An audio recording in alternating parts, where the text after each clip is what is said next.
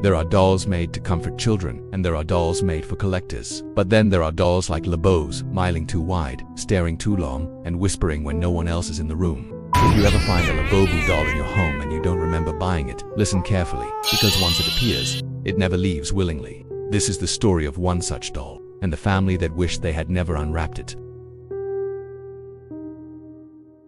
Before we continue, make sure you like this video and follow the channel so you never miss another terrifying story.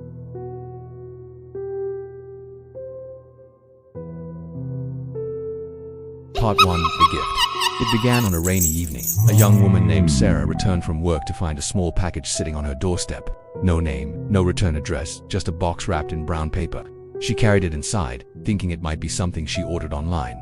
But when she opened it, her smile quickly faded. Inside was a doll. Its head was oversized, its fur ragged, and its teeth far too sharp for a toy. A small tag tied around its neck read, "Labubu always smiling, always watching." Sarah didn't remember ordering it. She didn't even know what Labubu was, but instead of throwing it away, she placed it on a shelf in her living room. That was mistake number 1.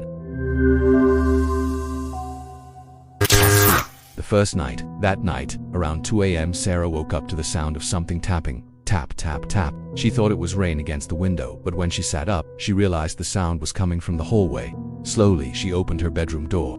The Labubu doll was sitting on the floor, directly facing her door. Its wide smile looked sharper in the dark, and its glassy eyes seemed to shine. Sarah froze. She didn't remember leaving it there. She picked it up, placed it back on the shelf, and went to bed. But the tapping continued until morning. Part 3. The Laughter. Over the next few days, things got worse. Sarah began to hear faint giggling throughout the house. At first she thought it was coming from outside children playing maybe. But the laughter always followed her, no matter which room she entered. One evening, while brushing her teeth, she saw something in the mirror. Just behind her shoulder, in the reflection, the Labubu doll was standing on the sink. But when she turned around, it was gone. She checked the house, and finally found it sitting calmly back on the living room shelf, smiling wider than ever. If this story is giving you chills already, hit the like button, it helps a lot. Part 4. The Bite. Sarah's younger brother James came over one weekend. He noticed the doll immediately. "Creepy little thing," he said, picking it up. "Why do you even keep this?" Sarah laughed nervously. "I didn't buy it, it just showed up." James rolled his eyes and placed it back on the table, but within minutes he yelped in pain. Blood was dripping from his finger. "I think it bit me," he muttered, staring at the tiny puncture marks.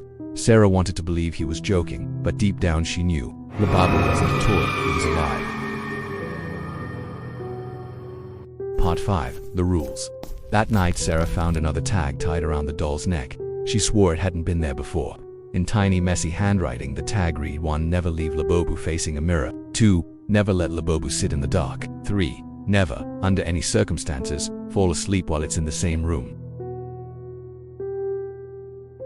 If you break any of these rules, Labubu will stop smiling, and when the smile disappears, you won't wake up the same again. Part 6. Breaking the Rules. Sarah tried to follow the rules. She left lights on, kept the doll away from mirrors, and locked it in a cabinet at night. But one evening, the power went out. The entire house went dark. Sarah lit a candle, only to see Labubu sitting on the kitchen counter, its grin now twisted downward. The smile was gone. Suddenly, the candle flickered out.